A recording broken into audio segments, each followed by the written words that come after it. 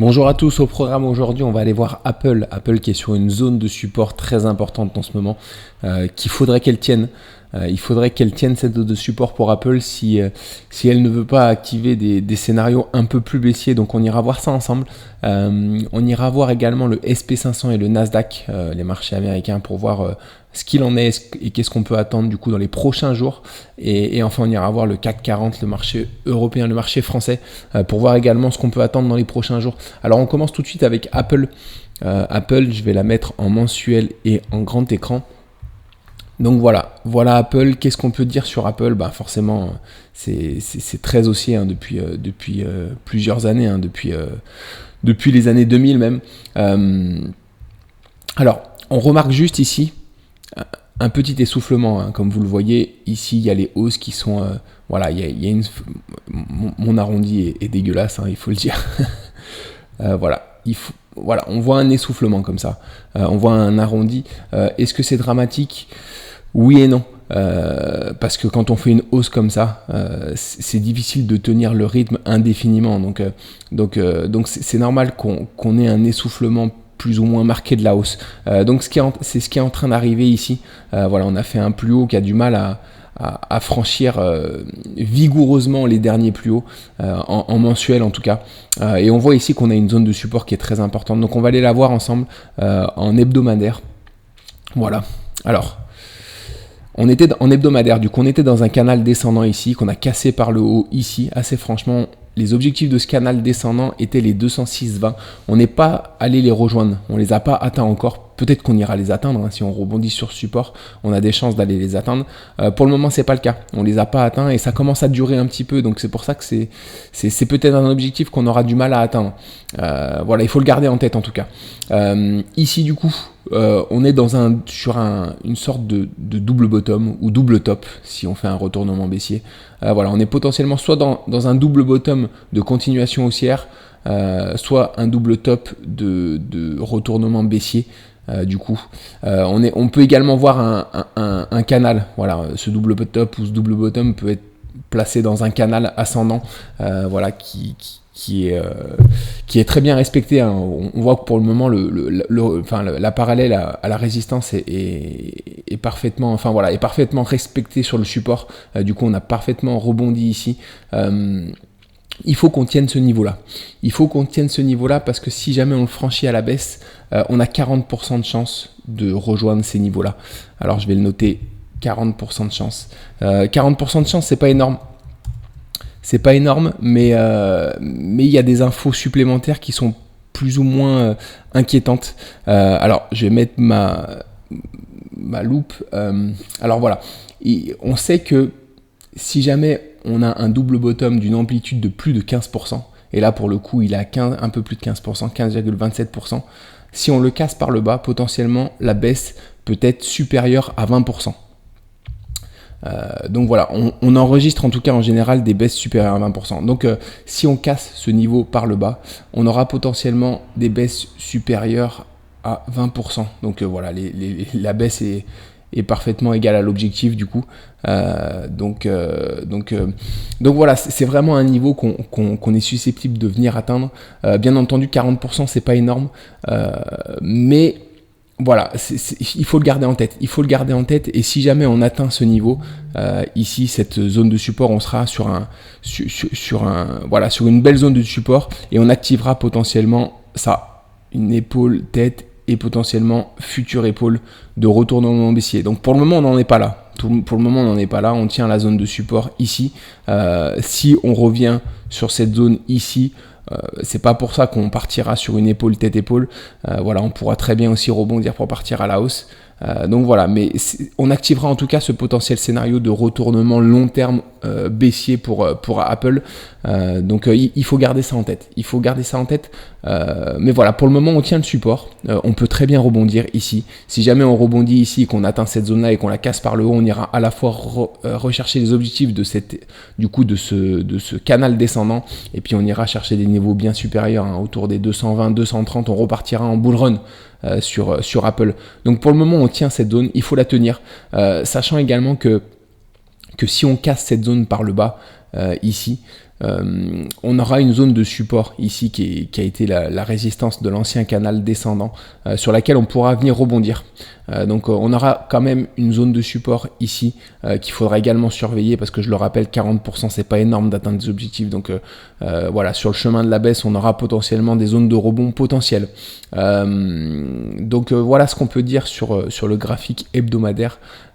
Sur le graphique journalier.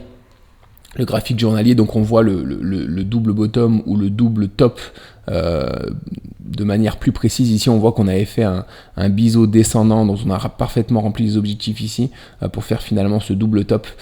Ici, on a un triangle, voilà, avec une zone de résistance ici, une zone de support ici. Il n'est pas très beau ce triangle parce que l'apex est très très loin et on est sorti précocement forcément de ce triangle. Les objectifs pour le temps de ce triangle sont les 163,10. Donc il faut les prendre en compte quand même s'il n'est pas beau, il faut quand même les prendre en compte. Donc potentiellement, si on casse cette zone de support, il faudra être attentif également à comment on réagit sur cette zone-là. Et puis ensuite sur la zone de support de l'ancienne résistance du canal descendant en hebdomadaire. Voilà, là on aura une convergence du coup de support qu'il faudra surveiller et sur laquelle on est susceptible de rebondir si jamais on casse ce support par le bas. Donc voilà ce qu'on peut dire. Sur le graphique journalier, autre chose également. On est sur une potentielle épaule de retournement ici. Donc c'est pour ça qu'il faut vraiment qu'on tienne ce niveau. Parce que si jamais on active ce scénario d'épaule tête, épaule inversée ou de triple bottom et qu'on revient sur la ligne de coup, on aura de fortes chances de revenir de nouveau sur la zone de résistance. Donc c'est pour ça, tout n'est pas perdu, en tout cas pour ceux qui sont en ce moment en position sur Apple. Mais il faut surveiller vraiment, c'est un niveau très important. Voilà, sachant qu'on ira le voir en fin de vidéo, je vois peut-être le Nasdaq et le SP500 corriger un peu plus profondément. Donc vraiment, faut être attentif à cette zone-là. Donc voilà. Alors moi personnellement, qu'est-ce que je privilégie sur cette après avoir vu tout ça, quel est le scénario que je privilégie? Alors pour le moment, vraiment, tant qu'on est sur cette zone de support, je privilégie le rebond. Par contre, si on casse par le bas, bien sûr, il faudra privilégier cet objectif des 40%, même s'il a atteint 40%, il faudra quand même privilégier cette figure. Donc voilà, bien sûr, en attendant de rejoindre cet objectif baissier, on aura de potentielles zones de support ici et un peu plus haut également, on l'a vu en journalier. Donc il faudra également surveiller ces zones de support pour des potentiels rebonds. Mais voilà, en tout cas, au jour d'aujourd'hui, tant qu'on n'a pas franchi à la baisse cette zone de support, voilà, ce qu'il faut privilégier, c'est le rebond pour aller chercher la résistance. Donc voilà ce qu'on peut dire sur Apple. On va passer maintenant sur la map pour voir ce qu'on a fait ces derniers jours. Alors hier du coup, sur la séance d'hier, alors sur le SP500, sur les marchés américains, en tout cas les grosses capitalisations américaines, c'est dans le rouge, hein. On voit qu'on a baissé. On a quelques hausses, bien sûr. Goldman Sachs, je vois Nike qui est sur une zone de support et qui rebondit bien. On l'avait vu il y a quelques semaines. Voilà, on est susceptible d'aller chercher la résistance qui est un peu plus haut sur Nike. Donc voilà. Alors je vais la redimensionner, voilà. Mais sinon une map plutôt dans le rouge, avec Nvidia qui a bien digéré, qui est à 4% et qui a perdu 4% hier et qui est également sur une zone de support qu'elle doit tenir, qui est très importante. Donc voilà, on ira peut-être voir ça dans les prochains jours. Je vous la présenterai de nouveau. Donc voilà, qu'est-ce qu'on peut dire sur les marchés français? Le CAC 40, une ouverture dans le vert aujourd'hui. Donc on va aller voir ça également sur l'analyse des indices aujourd'hui. Alors le SP500, on va commencer par le SP500, voilà, en hebdomadaire et en journalier. On va mettre le journalier en gros plan. Alors comme on le disait, on a des objectifs de ce biseau ascendant qui sont les 4712, hein, qui sont atteints dans 63% du temps. 63% du temps, donc il faut privilégier cet objectif désormais. Donc voilà, sachant qu'on est actuellement on est en train de combler ce gap ici. Voilà, on a partiellement comblé hier. Je pense qu'on peut revenir totalement le combler aujourd'hui et peut-être rebondir une fois qu'on aura comblé, sachant que je nous vois mal descendre en ligne droite ici sur l'objectif. Je pense qu'on peut rebondir, faire quelques variations et descendre doucement vers cet objectif. En tout cas sur le SP500. Donc voilà ce qu'on peut dire sur le SP500. Il va falloir surveiller le comblement de ce gap aujourd'hui. Concernant Le Nasdaq, on est toujours dans le canal, alors je le passe en journalier, on est toujours dans ce canal ascendant qu'on a cassé par le bas. Les objectifs sont les 17 350. On voit qu'on a comblé totalement le gap hier. Du coup, on peut l'enlever. Voilà pour le Nasdaq. Donc on est très proche des objectifs maintenant. On est très proche des objectifs, sachant qu'on peut rebondir maintenant qu'on a comblé totalement ce gap. Voilà. En tout cas, j'aimerais bien qu'on vienne chercher les objectifs tout de suite. Comme ça, on pourra peut-être voilà, déjà anticiper un rebond sur le Nasdaq en attendant de voir ce que le SP500 donne. Parce que je vois mal le SP500 chuter et atteindre ses objectifs, tandis que le Nasdaq rebondit. Je pense que c'est pas à privilégier. Donc voilà, en tout cas, on va surveiller l'atteinte de ces objectifs sur le Nasdaq aujourd'hui. Et concernant le CAC 40 qui a ouvert dans le vert, on vient de le voir. Voilà, on est toujours dans cet élargissement. Dans cet élargissement, on a comblé le gap hier, dont je vous parlais en 1 heure ici. Donc on peut l'enlever, on a comblé le gap. Maintenant, on devrait rebondir et repartir vers le bas. C'est ce que je privilégie en tout cas.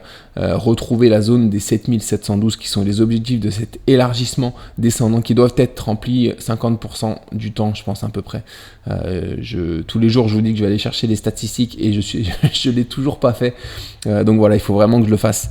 Voilà, donc c'est les objectifs à privilégier sur le CAC 40. Donc je vois à court terme du coup une rotation pour repartir vers le bas et atteindre ces objectifs. C'est ce que je privilégie en tout cas sur le CAC 40.